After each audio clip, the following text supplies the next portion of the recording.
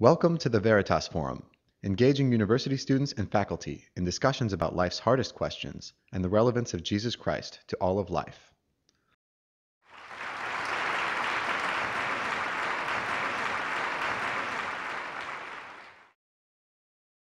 All right, my friends. I grew up in Chicago. It's one of my favorite cities in the world. My family's here. Love it. Love to be back home again. Thanks to all the organizers for taking care of everything for the Veritas Forum, and plus it's a pleasure for me to share the stage with Devin, who I've known for years, and Bob Richards, who I met today, who drove me around. He's a brilliant man. I'm excited to be here. And thank you guys for taking time out. It is a big day in basketball history, and you're here. The great thing about college life, to me, is that you finally get to struggle more than any other time in your life with really big questions. Like the meaning of life. What is it? You can sit around with your friends, have pizza till 3 in the morning, talk about these things, right? You can talk about questions like, how do you find true knowledge? Is there a God? How do we know these things? How will we ever know? And the question I struggle with the most is, what's up with infinity scarves? Have you ever thought that? It's just a scarf. Anyway, well, today we're here to talk about the big ideas, right? I'm talking about things like God and knowledge and meaning and truth. But each one of us has a perspective on what is real and what is true. Is your concept of reality real, or is my concept of reality real? And there are even different kinds of realities, right? There's mathematical reality. Let me give you an example. Being a math professor, I have to do this. Is this right here. You see, this is the Gauss-Bonnet theorem. What it says is that if you add up, the integrate just means add up. If you add up the curvature at every point on a surface, it's going to be 2 times the Euler characteristic, 2 pi times the Euler characteristic. Which means if I take a surface and stretch it and pull it and deform it any way I want to, the little curvatures at all those different spots are changing. But when I add it all up at the end of the day, it's going to be the same. Completely fixed. It's one of the most beautiful things. Now, let's be honest, some of you are getting turned on when you see this equation. It's great. But maybe most of you will agree with Stephen Colbert when he says equations are the devil's sentences. So what is the concept of truth and reality? Is this math the reality? Is Gauss-Bonnet real?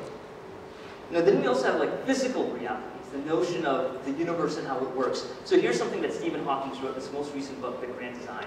He writes, the universe does not have just a single existence or history, but rather every possible version of the universe exists simultaneously. It's called the notion of the multiverse. It means right now, at this instant, every possible thing you could have done and everybody else could have done is happening at the same time. You're just in one slice of reality. Is that what it means to be real? Is this true? Are multiverses real? For thousands of years, the notion of truth, reality, has always been linked to the notion of a God. But today in 21st century America, reality is no longer measured by church or holy days. There's a belief that religion is no longer relevant. It's kind of like a scaffolding that's holding things in place until we figure out what things really are going on, and then you can get rid of that scaffold. Michio Kaku writes the following thing. It's a tweak on Arthur C. Clarke's quote, but he writes, any sufficiently advanced technology is indistinguishable from divinity. It means, dude, just wait. Just wait. If you think you need a God to explain that, just wait. You don't. It'll just go away. We'll explain it away somehow. See, science has become an all-encompassing measure of what it means to be real. Black is the new white. Science is the new God. It's the way we roll. So how do we get this way? Well, I have a perspective, so let me just share that with you a little bit, right? In the Renaissance era, art and music and literature and science and math worked together. There's faith, there's reason, there's beauty. They were interconnected, and this resulted in amazing things, paintings and poems and cathedrals and inventions. And then after the Renaissance era, a time of the Enlightenment came, around the 1750s. And Enlightenment said the following thing, that reason must be advocated as a primary source of authority. Look, if you want to tell me that the sun is in the center of the solar system, you just can't believe it. You have to explain it, prove it, convince me. Do some data to tell me that this is true. Ideas must be tested, measured, evaluated, not just accepted. And my friends, For the Enlightenment era, I'm a huge fan. I love this era. It's a major force of progress today. It's given me a job, right, as a mathematician, of understanding how the world works. We have better cars, better transportation, better medicine, better ice cream. All this comes from the Enlightenment era.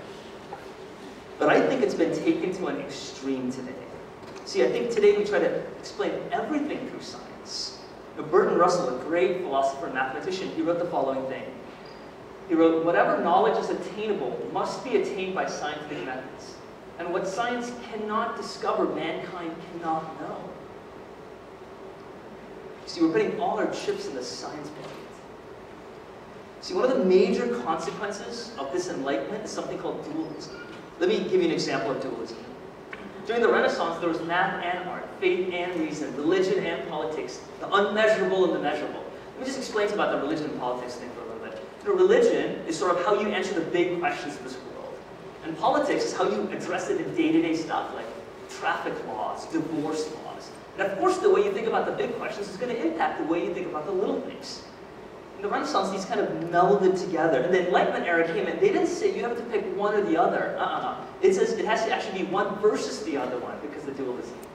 Right? So on one hand, you have, for example, an art major, kind and sensitive, elegant, creative, and on the other side, this cold, dark-hearted math major. Cruel, scientific, but in his or her own way, sexy. You know what I'm saying? You see, I don't want to sterilize this world. I don't want to cut it up into these pieces. I don't want to say you have to pick a bucket. I don't want to clean it up. See, I want to deal with the messy things. I love messy things. Let me give you some examples of messy things I love, right? Ice cream. This is not just ice cream. This is Grader's ice cream. It's made in Cincinnati, Ohio. You can also find it in Columbus. If you're lucky, you might be able to find it in Whole Foods around here. This is black raspberry chip. The chocolate chips are huge, and they melt in your mouth because they're made with so much fat. Incredibly delicious, right? Unbelievable. Best ice cream I've ever eaten in my life. Messy, and I love it. Here's something else that's messy that I love. Sex, right? Dating, relationships, marriage, family, that whole mess that comes with this thing, right? Messy stuff if you've ever been involved in a relationship. Here's something else that's messy that I love. This is my family, right?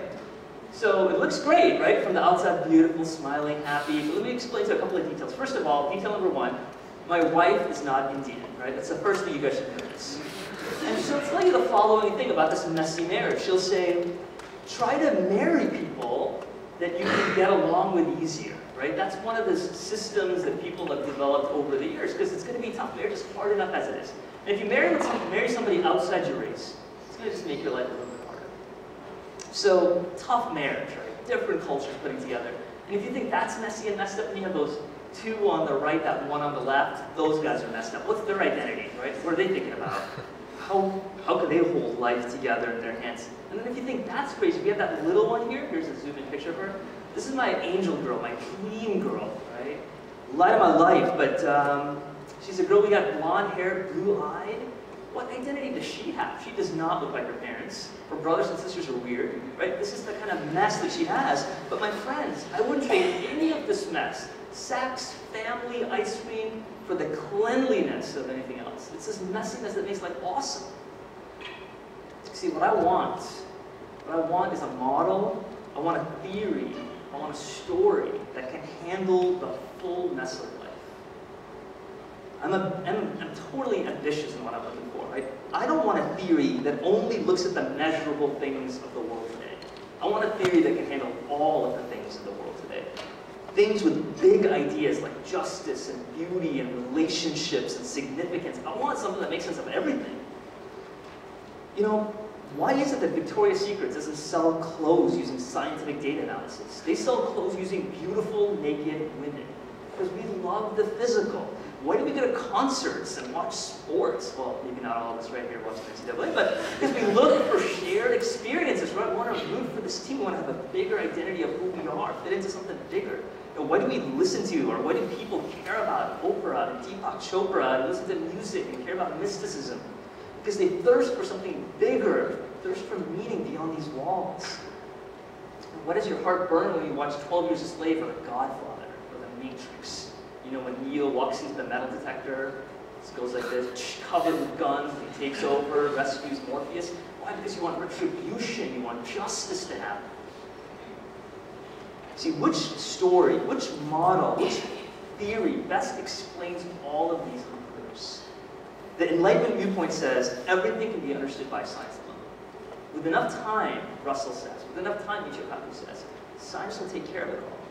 But I think we're dealing with issues far larger in complexity than black holes, genetics, and also can't handle it just by science alone.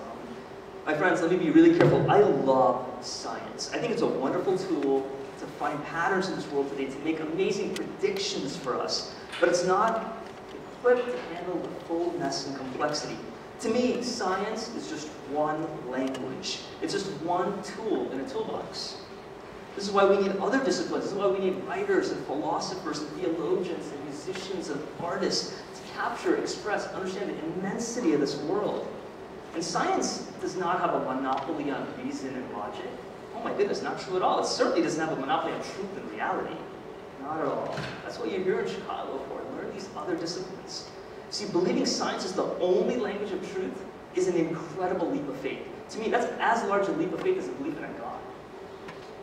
Now, whether you realize it or not, each one of us is living life based on some faith system. You're living your life based on something. You're putting your chips in some bucket. Amazing writer David Foster Wallace, many of you might know, writes the following thing: there's no such thing as not worshiping. Everybody worships. The only choice we get is what to worship. You see, to me, no story, no theory is as satisfying in explaining the world, all of it, not just the measurable parts, as the Christian story. Now, let me be clear, right? I don't believe in the Christian faith because it gives my life meaning or it's emotionally satisfying. You know, I'm a mathematician. I have no emotions to satisfy.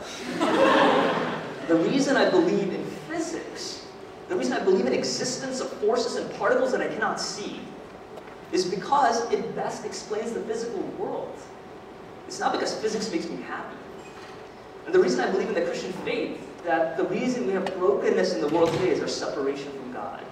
That God has pursued a historical thing, culminates in the resurrection of this man called Jesus. And this resurrection, to me, is the linchpin to the entire faith. Right? You can't use tools of science to measure this historical event and its claims, but you can bear on it the weapons of history. You can test to see if the claims hold. I'm convinced they do. And unlike any system of beliefs that I know of, this Christian faith boldly claims that this mess that I love is built in to the very heart of God. And the mess is the central story. That's why God's called Emmanuel, God with us in our mess, in our pain. See, the death of Jesus shows God does not accept this broken world. Pain and injustice are given a solution here, and amazingly, in this death, God is sharing the responsibility with us. And the resurrection of Jesus, it's not some spiritual ghost of a resurrection, but a physical flesh and blood resurrection. It says that the physical world matters. Flesh matters, ice cream matters, sex matters, earth matters. This beautiful world will not be tossed aside, but will be set right one day. And to me, when the other belief systems focus on ideas and philosophies and viewpoints, the Christian faith gets dirty. I love it. And finally, as with any other model of reality, I have tested this in my life. I've seen it in the lives of others. And here's what I found. That we are not human based on what we know or what we think, but how we love. See, when I practice this Christian faith, it frees me from brokenness, offers me true acceptance. I see more forgiveness in my life, more peace, more love, more understanding of how things work, a wisdom to live life better. And this is because the goal of the Christian is to imitate this God, a God who does not require blind allegiance, but who died for his enemies, prayed for their forgiveness. So let me close with a quote from one of my favorite books, Princess Bride.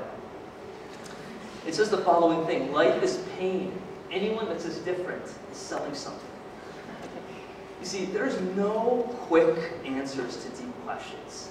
Nothing that I can ramble about is going to check any boxes in your mind. My friends, this is what I want you guys to do in Chicago. Wrestle with these big questions. Talk to each other, and don't be afraid to get messy. Thanks for your time.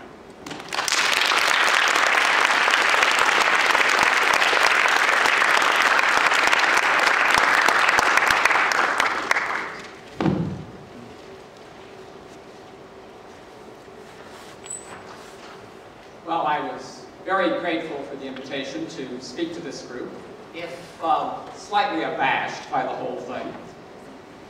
In our opening remarks, we were asked to answer a series of questions, of which the leading one was, does life have a meaning?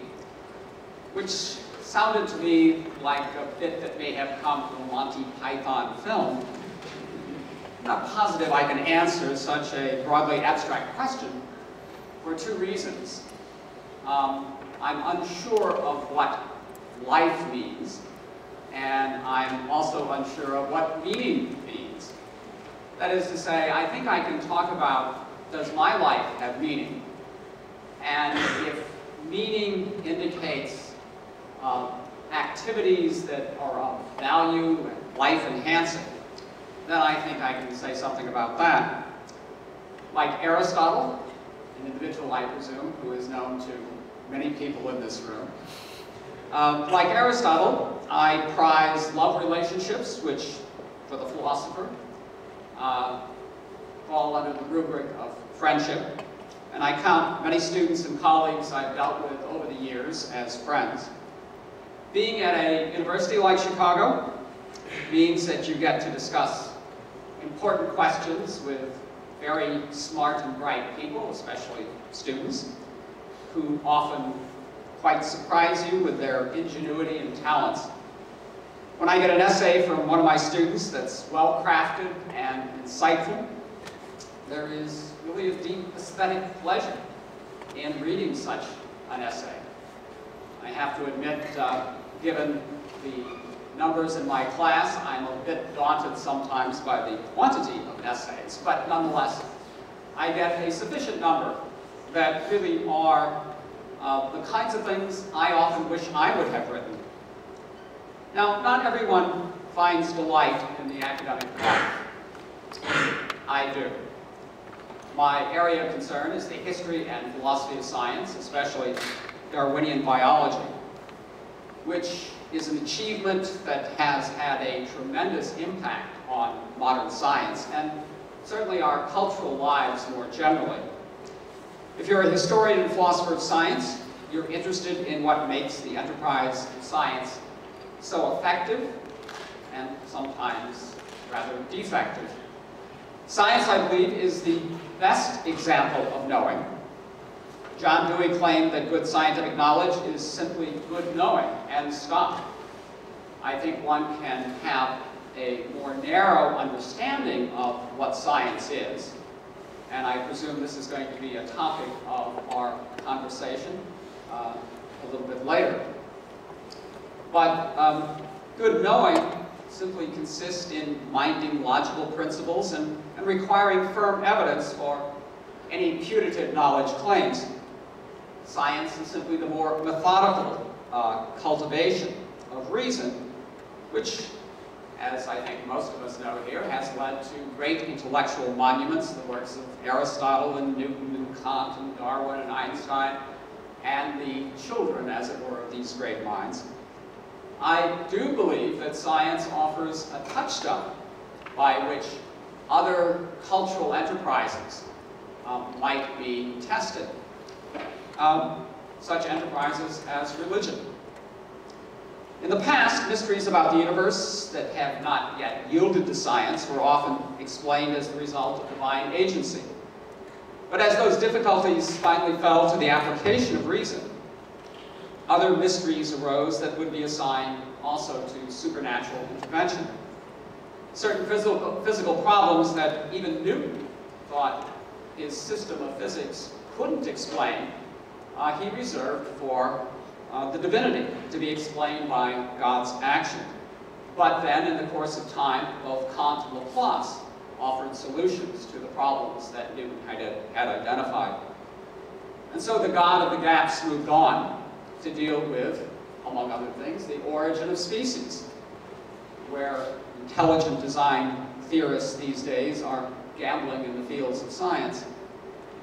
I feel rather confident that new mysteries of the universe will ultimately give way to a rational account, though the process, I suspect, will go on without end.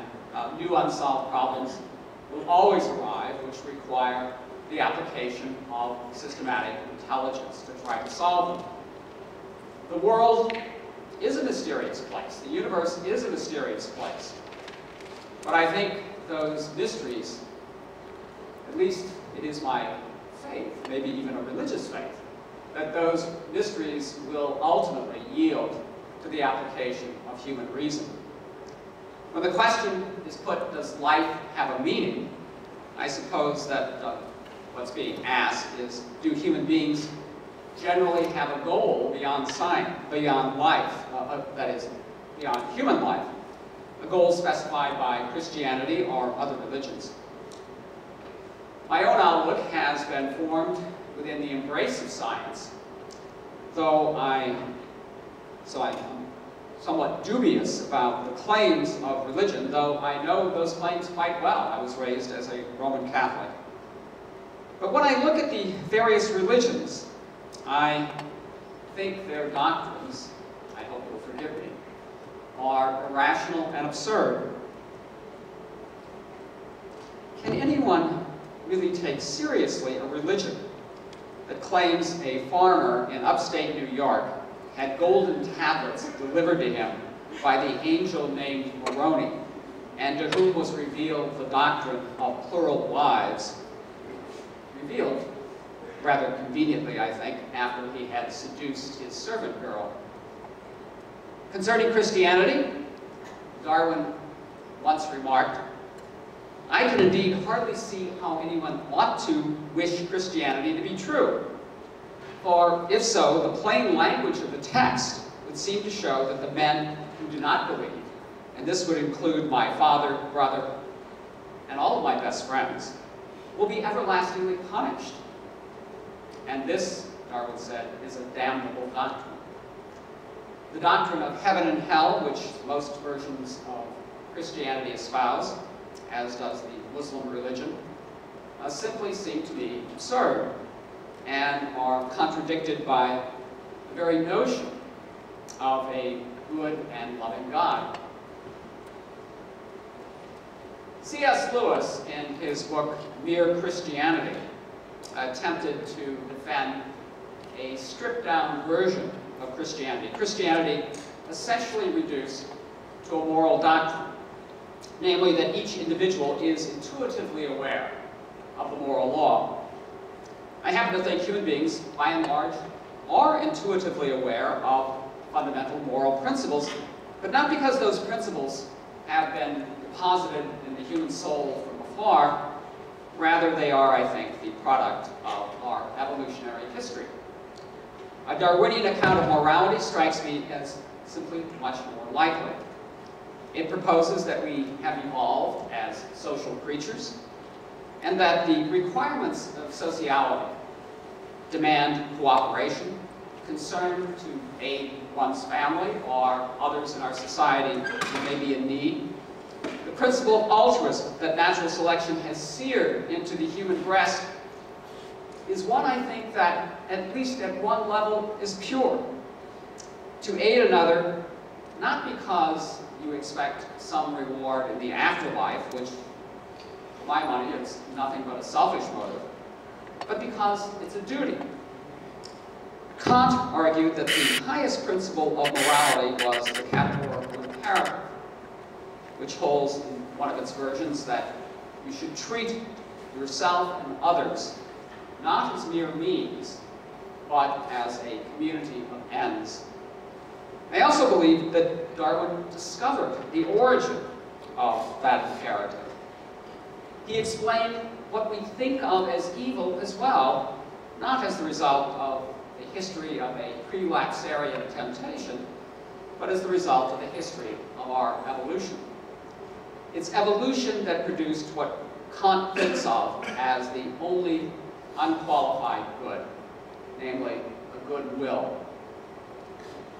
I thoroughly endorse Darwin's remark at the end of The Origin of Species, where he says, "When I view all beings not as special creations, but as the lineal descendants of some few beings which lived long before the first bed of the Silurian system was deposited, they seem to me to become ennobled. Now, most religions assert that morality requires conformity to rules established by God and attaches sanctions to the violation of those rules. That is, do good because you'll be rewarded in the afterlife and you will escape the punishments of hell. But I think this supposed condition is quite amoral. Not immoral, but amoral. That is to say, I don't think, for example, a shopkeeper who gives fair prices and decent goods because he wants his business to thrive, that he's doing something moral. He's only acting prudentially. So acting in accord with virtue to avoid one of the circles of hell, that I think would be prudent. And I certainly wouldn't deny it could be very well socially useful, but in my reckoning, not moral. Morality from the Darwinian perspective is something that establishes altruism, a pure kind of altruism, as an impulse not coming to one adventitiously from the outside, but as something bred in the bone. Nature, through the evolutionary process, has made us not only moral creatures, but also rational creatures. Rationality is a capacity honed over hundreds of thousands, virtually millions of years. This attribute allows us to formulate more precisely the principles that conform to our moral sentiments. And so we get such principles as the golden rule or categorical imperative. Refined reason also permits us to construct in a more formal and effective way the rational impulse instilled in us, again, I think, by natural selection. Thus, it gives rise to science itself. Now, I guess some might think that this is a denigration of our human nature to explain morality and rationality as having come up from the lower animals. But how could it be otherwise? Most here, I think, would admit that we are evolved creatures.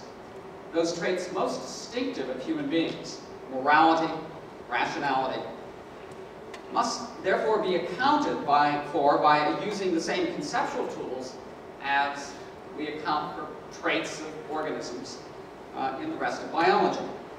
And this isn't to reduce human beings to a very low state, but it's rather to elevate nature to a high state. In Darwin's terms, to ennoble it. Now, are there other values than love, friendship, moral, and rational activities that enhance life and give it meaning? That is there something more to strive for? I think most human beings desire aesthetic experience. I certainly do. Saturday, as I was driving to have my car repaired, I listened to WFMT's broadcast of the Metropolitan Opera, the live presentation of La Boheme. And even on a lousy car radio, the sound was achingly beautiful. The deep pleasures of Shakespeare's sonnets, the melancholically singed verse of Auden, the hard-edged poetry of Larkin, these all seem to answer a deep need of the human soul, at least my soul. I wouldn't go so far as Faulkner and assert that the ode on a Grecian urn is worth any number of old ladies. But I understand that sentiment. It's not simply the consuming of aesthetic experience that pushes us forward, it's also the associated creativity.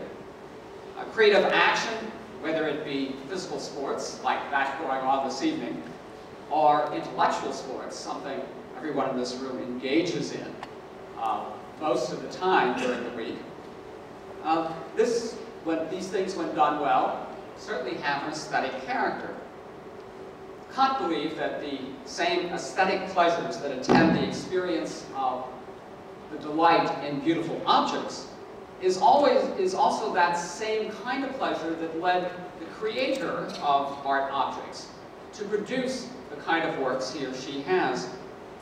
And these kind of pleasures attend as well, action in the academy. Most here, I suspect, would feel that resonant pleasure that comes when you produce really a good essay, or you have constructed a compelling argument, or you've run an experiment that is at last successful, and have done all of these actions with style, grace, elegance. These creative activities, I think, do give meaning to life, and I suspect to the lives of most of you here. In the prologue to his magnificent play, Faust has come to visit his old friend, the Lord. They conclude a wager concerning the soul of Dr. Faust, and the wager is complementary to one that Faust himself makes with Mephistopheles. Not about gaining knowledge, that's Marlowe's version of Faust. Rather, Goethe's Faust challenges the devil to provide an experience for which Faust might say, "Verweile doch, du bist so schön." Tarry a while, you're so beautiful. In short, what Faust tempts the devil to provide is an experience in which Faust would remain in that experience in a kind of complacent fashion. Faust thinks the devil would not be able to produce such an experience, for it's the striving itself for Faust that gives meaning to life. But in the prologue, the Lord remarks to Mephistopheles, well, that man errs as long as he strives. I believe it's really the striving that produces the striving after love, after friendship, after moral action, after rational behavior, and after the aesthetic delights in art, music, painting, that gives meaning to life, at least to mine. Along the way, as both Goethe and Darwin knew, however, man errs. Thank you.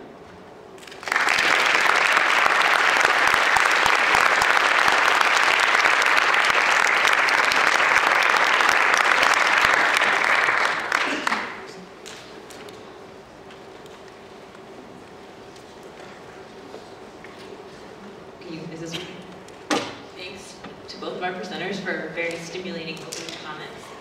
Well, as we mentioned earlier, we'll now have about half an hour of discussion here, and then there'll be another about half hour at the end for you all to ask your questions. So please start thinking of them as you're hearing the conversation. We'd like to open the conversation between you two by giving each of you a chance to ask the other one a question based on what you've heard so far. So would either of you like to start off? So let me talk. So I thought, man, that was great. I had one recurrence that kind of kept coming up to me that just made me excited about what you were saying, and one just a clarification. I love this quote. You said, "We're here to aid one another. That's a duty, and not a ticket to go to a future afterlife."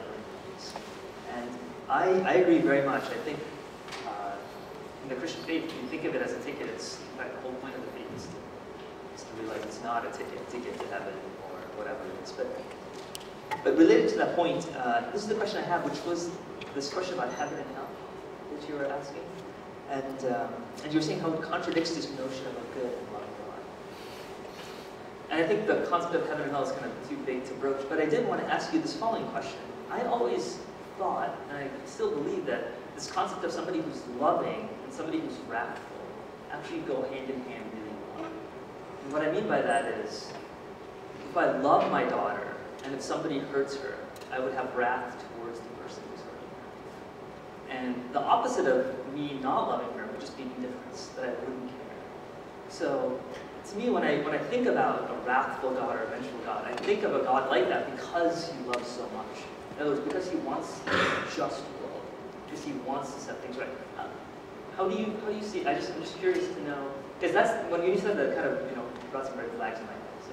Well, I think that Darwin certainly has an answer. That we originate via natural selection, which produces in us both aggressive impulses to protect those we love, those whom we are related to, those whom we're close to. And it also produces those instincts of compassion for those around us, those who seem to be in need. I think there's good evidence that animals are cousins of the higher apes, for example, display empathy. And you can see the roots of this kind of altruistic behavior and empathetic behavior in lower animals. So I think that while the Christian story, or the story of many religions, does indicate both a wrathful God and a loving God, those are features of human experience that indeed Darwin does have an account for, but I guess I would return the sort of the problematic to you to ask, you know, our concept of God, it seems to me, is formed given our human experience. We know, now to be a bit Freudian about the whole thing, we know that our fathers have been both compassionate and loving and also angry when we have misbehaved. So it seems to me that that's a kind of projection. But if you try to give some substance to the notion of God, the usual tact by some, at least the intellectuals that I'm familiar with, Thomas Aquinas, for instance, God comes out looking like a Parmenidean being that is a pure kind of unity in which human passion just doesn't seem to be the kind of thing that you would attribute to such a being. And therefore, if you were going to give a reasonably philosophical account of God, it would seem to exclude these passions, which are very human, and as human, I think Darwin has an account of them. So how do you explain a God who can be angry, or even loving in the way that we understand loving? That's interesting. I think my perspective was that, in some sense, God is the way God, the notions of what you call sort of, define our humanity, our passions. They're, to me, shadows of God's passions. In other words, when I don't think of God in the Aquinas way of being separate from our passions. In fact, I think it's almost the fulfillment of it.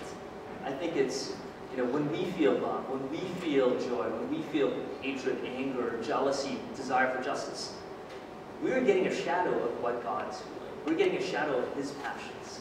And for example, when you think of something of some kind of a verse or some kind of a Christian setting which says we're made in God's image, this is what I would think of: is that our passions from Him, our desires from Him, our desires to set the world right, to bring wholeness, our desires to learn. All of these things are coming from God's perspective, rather than being disjointed, separate. I would ask, how do you know that?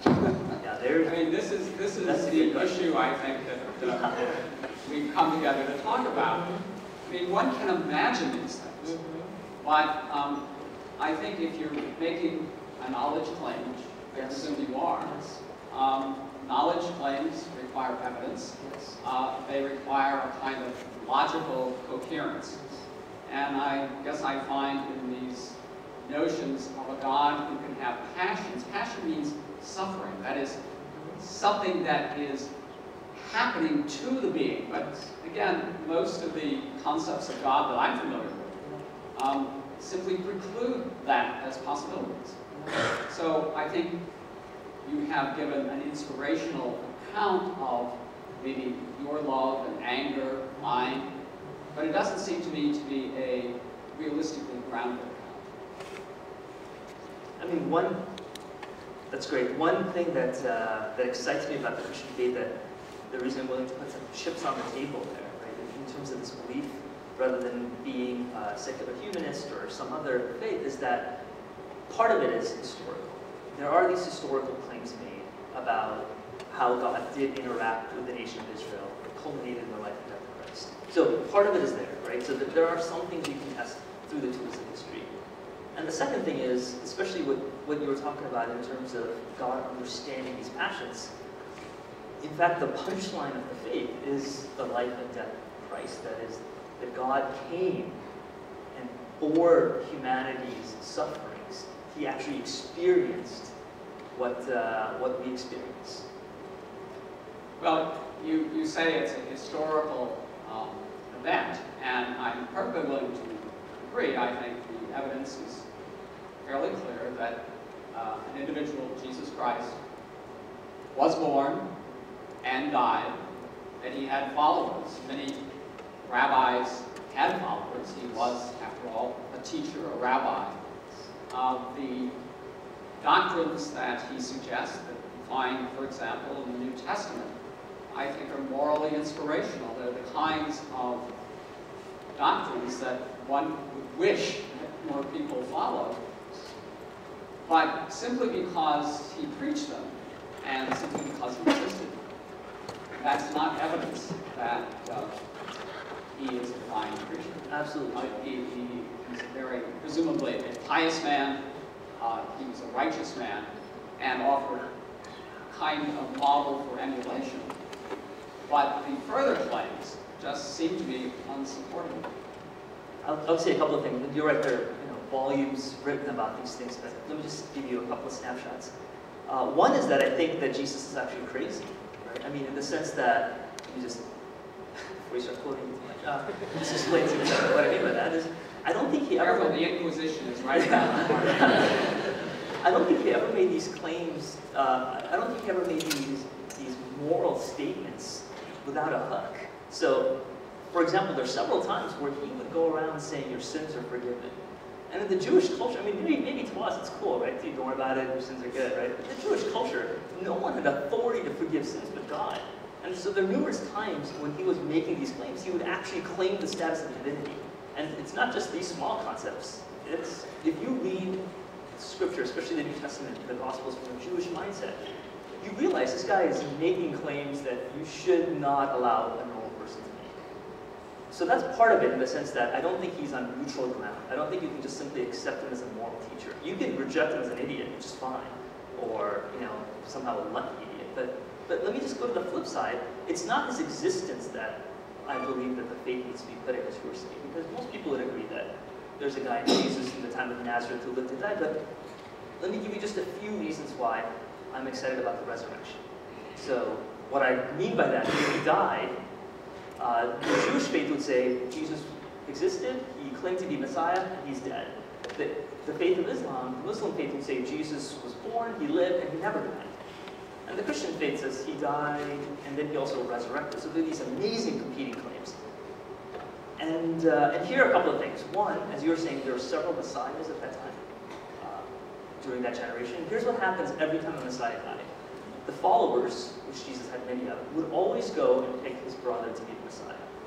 This is tradition, right? If the guy dies, pick his brother. It's the lineage that happens. Now, Jesus had a brother, James, and nobody picked him. That's a little red flag. That's interesting. The second thing is, when a Messiah comes, the claim of Messiahship is kingship over the land. And the moment the Messiah is dead, all the followers scatter, and they go on to pick another Messiah. This is what happens. But yet, when Jesus, Messiah, when he died, they still called him Messiah, which I find to be really silly. Why would you have a dead guy to be Messiah? And the final thing that, as a small example, is here's the job of the Messiah. Just three things. To clean the temple, because the temple represented God's presence on earth. To bring justice, destroy the enemies against God, and to bring peace, to bring the nation of Israel to a sense of peace. And Jesus never did any of these three things. Well, I guess I would say that the information we have about Christ comes from the New Testament. And these are documents that were produced long after the time that Christ is supposed to have died on the cross. So that the veracity of them, I think, has the character of many documents in Holy Scripture. They are documents meant to produce a kind of moral effect. They may have been believed, but there's not good reason that we should believe them. If you search the Bible, the Old Testament, the New Testament, there are events that are simply contradictory. And presumably, the authors of these various events haven't quite coordinated their stories. So there is a pretense to history, but I think a more reasonable way to look at the Bible, New Testament, Old Testament, is as a moral kind of doctrine. rather than historical documents. And if you look at it that way, then it reduces the problem. I mean, you just told a story, but there's no good evidence for the claims of the story other than you find it in the Bible. So those are the sorts of things that give me a great deal of pause. And again, you can find many other scriptures which have really quite different views. The Quran, for example, elevates Prophet Muhammad. The Christian Bible doesn't do anything like that. First of all, he wasn't alive during the period in which Christ was active or Paul was writing. So again, I think what one wants is some evidence. And during the 19th century, as I'm sure you know, the techniques of literary analysis were applied to the Bible. And those techniques did seem to suggest that the historicity of the Bible is very minimal. And in the case of Christ, it is pretty minimal. Let me just say one thing about that. So if you want to find contradictions to the Bible, I'd say don't look hard, just look at the first 2 chapters of Genesis. Genesis 1 says there's a certain order of creation, namely first the waters and the heavens, and then the plants and the animals, and finally man. And Genesis 2 completely flips it on the head. It says God created man, and then he made all these other things for the sake of man. So there are a couple of assumptions you can go from there. You can say, well, first of all, there are 2 different sources that people are trying to compile together, and if there's a contradiction, so they kept both sources. Still honor them. But I think that's actually, I think the reason that doesn't make sense is that's almost saying these people aren't smart. It's like, dude, here's Genesis 1 and here's Genesis 2, an absolute contradiction right next to it. Right? Why would you do this? So I think the reason is, to me, when I read scriptures, there's a difference between believing that the Bible is literal versus believing the Bible is true. So I think if you take the sense that we have to read everything literally, through the eyes of enlightenment, we have to read it scientifically and analyze it to the core, you're getting in trouble when you read such a document that's so cool. You have to read it in the context of the way it was written. So in the context of Genesis 1 and 2, and I'll just stop here, during the time period, there's this beautiful Babylonian epic of how life was supposed to be made, which is the god Marduk created this world, ripping his mother in half. Man was sort of made as afterthought slaves made of clay to take care of the earth. And if you actually read Genesis 1, it reads like a beautiful story very similar to that, where man is an afterthought at the end of the story, sort of to take care of the world. And Genesis 2 comes along and says, by the way, if that's the way you're reading the creation ethic, let me be really clear. The whole reason for this is that man is honored so much that God did this for his sake. So to me, I don't see Genesis 2 as a contradiction when you read it in a very direct, literal way, but if you read it in this context. As soon as you eliminate these existential claims, these historical claims, you're not left with very much except a moral story. And I think that's true. And even the moral story is a bit tainted. You don't want to read Leviticus and perhaps take the advice. Leviticus will tell you, for instance, what are the conditions under which you can sell your daughter into slavery. Well, that, I think, would be a little offensive to most moral systems. So I think, you know, you can pick and choose from the Bible what that kind of picking is, except to recognize, which Darwin does, that we are indeed moral creatures. Maybe I could just jump in here and kind of highlight a theme that you were sort of already brought up, which is how we deal with competing truth claims, both within a system about different ways of interpreting the Bible, for example, or between different systems. And you guys have mentioned a lot of different sorts of sources that have come up with methods to do this: historical evidence, literary interpretation, moral evaluation, personal experience.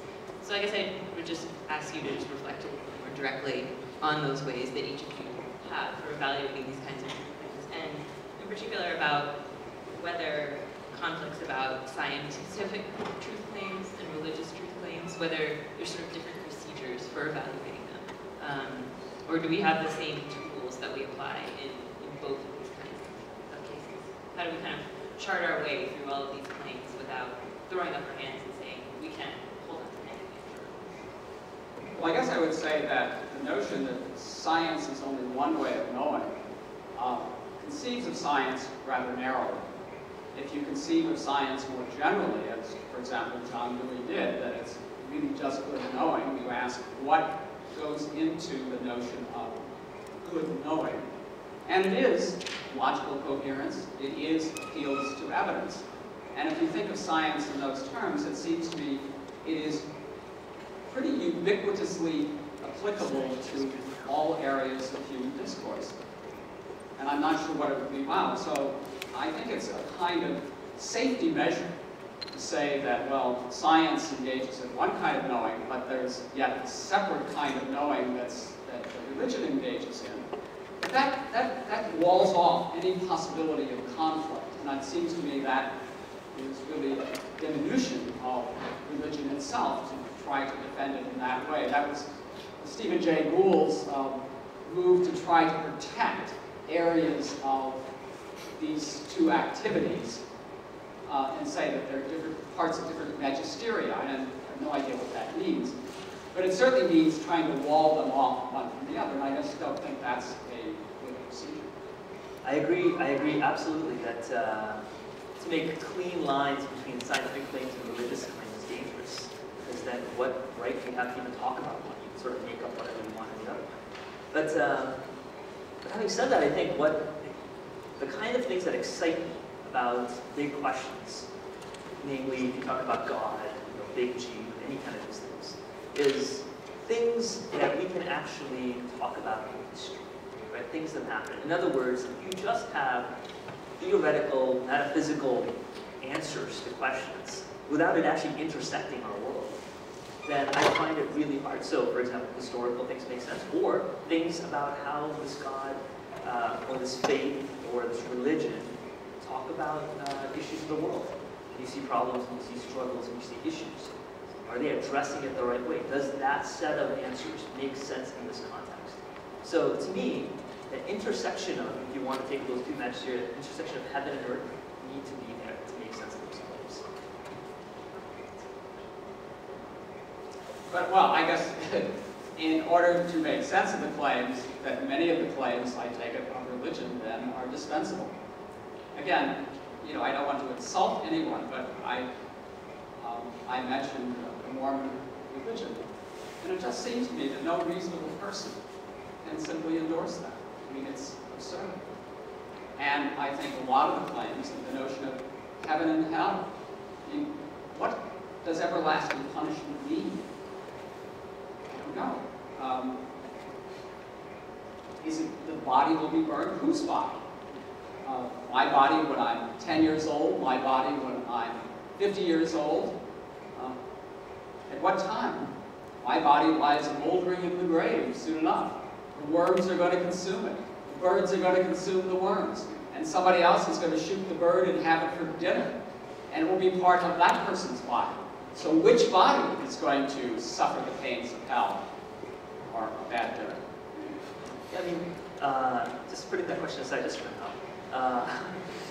One of the things that I think we have to be careful about is that regardless of the different faiths you're trying on or fitting on, whether it's atheism, pluralism, Islam, Mormonism, whatever it is you need to realize that these are actually in conflict with one another.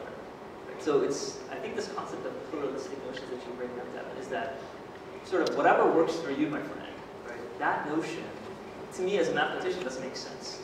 Look, if one of my kids says 1 + 1 is 2, and another kid says 1 + 1 is 3, one of them is wrong, right? No matter how much I love both and think they're fantastic, one of them is actually saying a wrong thing. So we can all look at each other and say, you know what, I appreciate the fact that you are Mormon, or that's where you're going towards, or that's what you're excited about. So I can actually say to that person, look man, I don't view you as an inferior, I view you any less as a human. Just like I wouldn't view my kid as any less than another kid. But at the end of the day, that doesn't mean that you all have to be right. So I think there's a difference between distinguishing the character of a person versus what they believe. And you can certainly have wrong beliefs.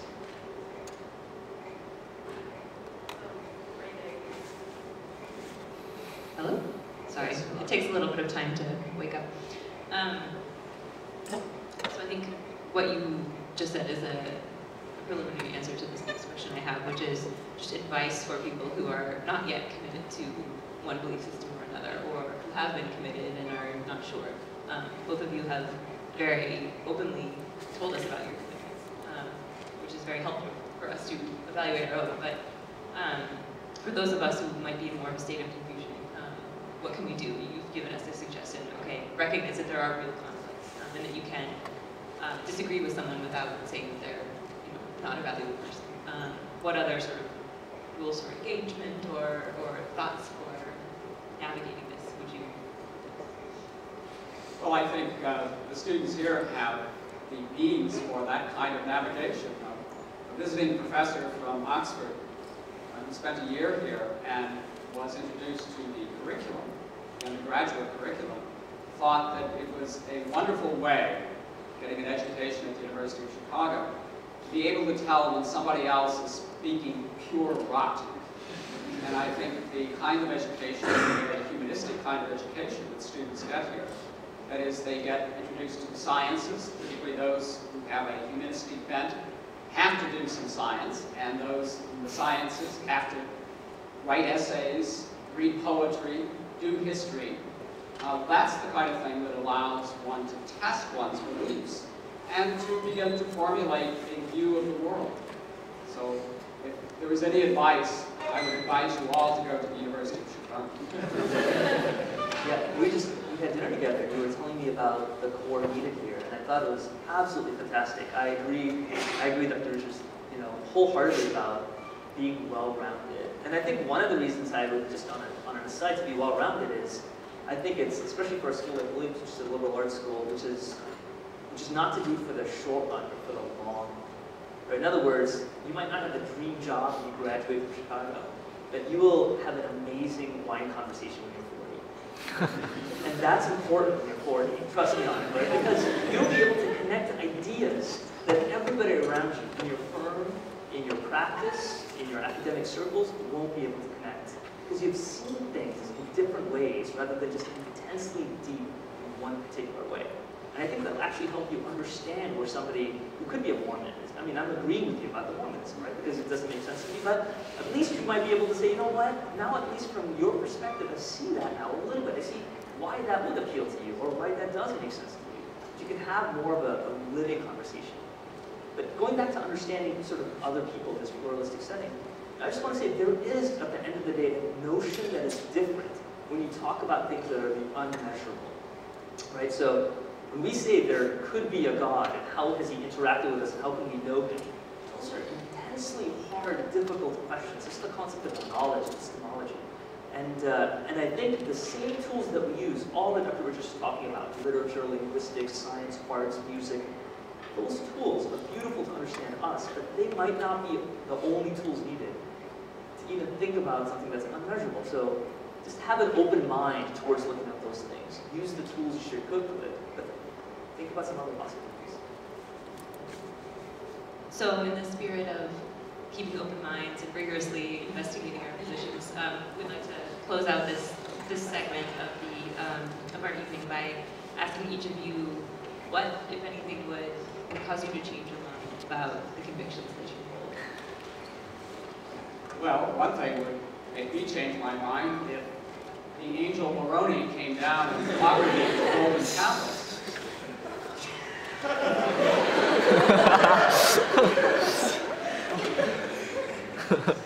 mean, I can imagine some rather absurd situations that might lead me to question the views that I have. But here's the rub, that I would have to investigate whatever event that was that potentially would change my mind, using the resources of reason and logic that I have. And right now, it's a little difficult for me to see how that would lead to another view. You know, if I say that I'm not an atheist, atheists know too much. Agnostic is the term that Darwin said fitted his views, and I think they probably fit my views. This is not to exclude the wonder of the universe, the mysteries of the universe. Satyan just mentioned the multi-universe, and this as a possibility is so extraordinarily interesting, mysterious, difficult, and have to say, does not comport well with most religions. So I think those are exciting intellectual possibilities that lie on the horizon of possibility. Nobody has demonstrated the existence of a multi-universe. But these are the ways in which reason tries to grasp the characteristics of the universe we happen to be living in. So what would change my mind? If all of a sudden everybody was completely and absolutely moral and upright. Now that would probably give me pause. I don't quite find that, and my suspicion is it's going to be a long while before that happens. But if that happened, yes, I would say, something divine, something mysterious has happened to the human race. And I'd certainly be willing to entertain that as a possibility. For me, I think it would have to be some historical information. That's what made me fall in love with this in the first place. So let me just explain that a little bit. If somebody asked me whether Ronald Reagan was president of the United States, I'd say, yeah, of course he was. Well, what evidence do you have? Do you have a repeatable experiment that you can do to show there it is, Reagan president? You can't, right? You can't do that in science. There's historical data. We have ridiculous amounts of historical data claiming that he was. And then you go back in time more, 500 years, and ask the question, was Henry VIII the king of England? Go back in time more. Of course, you have less and less historical data to validate these things. Now we're 2,000 years ago. And to me, my faith is basically based on this one dead guy who I believe rose again. Right? That God brought his body back to life in a whole way, and that represents what the future will look like. That's the Christian faith. You have that, you have nothing else. And to me, if somebody can convince me that the historical data that I see, for something that's 2,000 years old, of course, which is weaker data than what you would have today, linguistic data, literature data, historical data, all these kind of things that I've seen, I'm convinced that that was true. And if you can convince me otherwise, or if you can show me where, or if somebody else can give me more evidence to say, no, let me tell you, let's check this out. Feeding complete junk into this thing, this guy never was going to happen. Then I'd throw the Christian faith away. Why would I hang on to it if there's nothing there?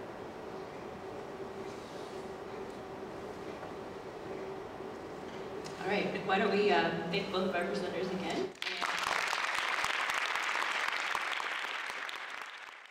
You abandon Christian faith was based on historical evidence. But in introducing it to us today, you didn't start with historical evidence, you started with the necessity for it. That there's something in these unmeasurable elements that requires it. And you listed justice and sex as messy things that are somehow solved by religion in a way that they cannot be by reason. And for me, for one thing, I think especially if you expand the definition of science, literature, Joyce in particular, deals with sex in a way that acknowledges the messiness of it and provides a kind of solution.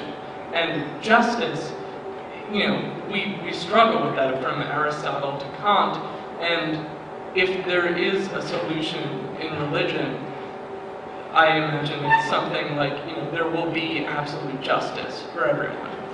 And imagining a world with that, it's great if there is absolute justice for everyone, but if we cannot be totally convinced by that, it seems that it would be more harmful to live with the supposition that there is an absolute justice, if that would prevent us in our lives from working towards intellectually a justice here. Whereas if we work intellectually towards justice and there happens to be absolute justice, then everything works out. Yeah, so that's great. Let me just say a couple of things. Let me just say one thing about the Christian faith. I don't think the goal of the Christian faith is to sit back and hang out and to say, man, can't wait for that day. Anyway, pass the beer, right? That's not the Christian faith, dear Lord. The goal is, to me, us to be ambassadors of God, that we represent God on earth, that when I see atrocities happening around the world today, when I see sexual slavery happening, when I see my daughters or sons, my friends' kids being abused, that I represent God, that I'm supposed to vote for the right legislation. I'm supposed to try to have slavery being an end. So I don't think it's waiting for a day, though I do believe there's a day that absolute line is coming. But my hope is not just that God will one day set it right, and I'm going to sit back and relax. That's your last point. But I just want to go back to your first point again, which is, when I was talking about these different things, the messiness of the world, or the big things like justice, significance, relationships, I'm not saying that somehow that I need religion to make sense of that. All I'm saying is there's that thirst in me that science alone doesn't answer. Of course, literature addresses those things. That's why I think you need to turn to music. You know, and listen to these beautiful opera pieces to see that there are these answers that people are trying to say. But I don't see one thing answering it all in a clean way. Freud has an answer to it. Hey, you know what the problems of the world are? It's your parents. That's the problem, right? That's his answer, right? Everybody sort of has an answer to something as to what it is that the problems of the world are. Marx says, you know what it is? It's economic diversity. The fact that economic spread is everywhere, that's what's causing the tension. That's why, that's the root of everything. And the Christian faith says all of those things are true. Your parents are to blame. It is economic, you know, but the root of it is that we are separated from God. So I see it answering in a very big way that I'm attracted to. But to me, that's just a marker to look for something else than just science and humanities. Next question. Yes. Okay. Hang on. Oh, that is loud. Okay. Professor Devadoss, pardon me if I'm pronouncing that wrong. You talked about the dichotomy that sort of developed in the Enlightenment period, and I'm curious, Professor, about your take on whether there is a dichotomy or how you see that with your beliefs. Well, I certainly think that during the Enlightenment, there was a great questioning of religion, if that's what the dichotomy is supposed to be, and an elevation of reason as being the principal instrument that human beings have to solve problems in politics, in the arts, in other areas of human endeavor. So that there has been a kind of dichotomy, and it's one that I think now is represented by our two divergent views. It's one that appeals to reason and evidence on the one hand, and another which doesn't deny the role of reason and evidence, but thinks there's something more. And I guess what we want to know is, what is that more? Can it be accounted for in other ways? And what's the justification for it? And I think that would be the kind of dichotomy that is referred to. Black jacket. Hello? Okay, so I have a hard time personally accepting a sort of objective morality, and as Kanye quotes Plato, he's pious because God loves pious. And I'm wondering, what's your take on, is the good what God wants, or is God bound to the good? That sounds like A good medieval question. yeah, sounds like a great name for a seminar we can have. I mean, it's just a cool topic to think about. So, I'm going to hold on a little bit to what I said earlier about our concept of us being made in God's image. So I think what we find to be good, what we find to be pleasing, loving, wonderful, is God's character. So I think there is a being called God. He is good, and he cannot be anything but that, almost by definition. And we're attracted to certain things because we are his kids, we're made in his image. I don't know if that answers. For more information about the Veritas Forum, including additional recordings and a calendar of upcoming events, please visit our website at veritas.org.